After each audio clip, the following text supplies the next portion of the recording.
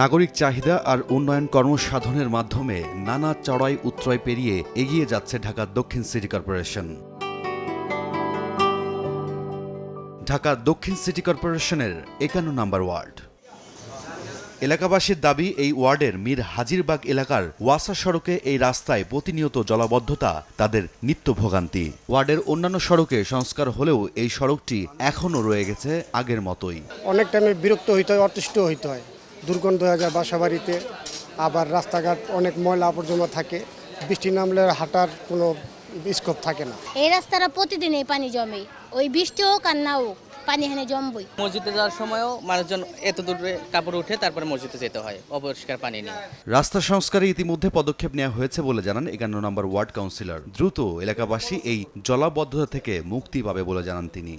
দেশের ১ নম্বর glucose brand গ্লুকোম্যাক্স একই এনার্জিতে এলো নতুন প্যাকে।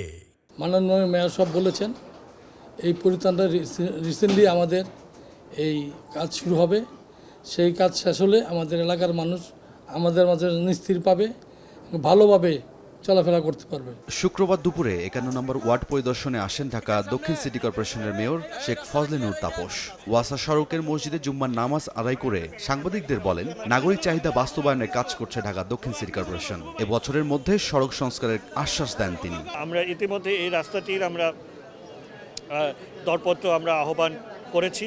এই রাস্তাটা অত্যন্ত গুরুত্বপূর্ণ এবং আপনারা দেখবেন যে ব্যবসা একটি প্রাণকেন্দ্র এই রাস্তাটা, সড়কটা। তো আমরা এই রাস্তাটাকে ৩০ ফুটে একটা প্রশস্ত করতে চাই, বড় নর্দমা সহ, যাতে করে দুই পাশ দিয়ে ৫ ফুট হাঁটার পথ থাকে এবং ২০ ফুটের জন্য ন্যূনতম রাস্তাটা থাকে, যাতে করে চলাচলে কোনো প্রতিবন্ধকতা সৃষ্টি না হয়। এভাবে আমরা এটা পরিকল্পনা নিয়েছি। এছাড়া আমরা এই এলাকায় আপনারা জানেন যে শ্যামপুর খাল, আমরা খালগুলোকে আমরা উন্নয়ন করছি। মাননীয় প্রধানমন্ত্রী এখানে আমাদেরকে ৪টি খালের প্রকল্প দিয়েছেন। এই এলাকাবাসীর জন্য শ্যামপুর খালটা সবচেয়ে গুরুত্বপূর্ণ। আমরা শ্যামপুর খালের ইতিমধ্যে কাজ শুরু করেছি, অনেকগুলো দরপত্র আমরা সম্পন্ন করে ফেলেছি। তো ইনশাল্লাহ এবছর সেখানে পূর্ণতমে কাজ হবে।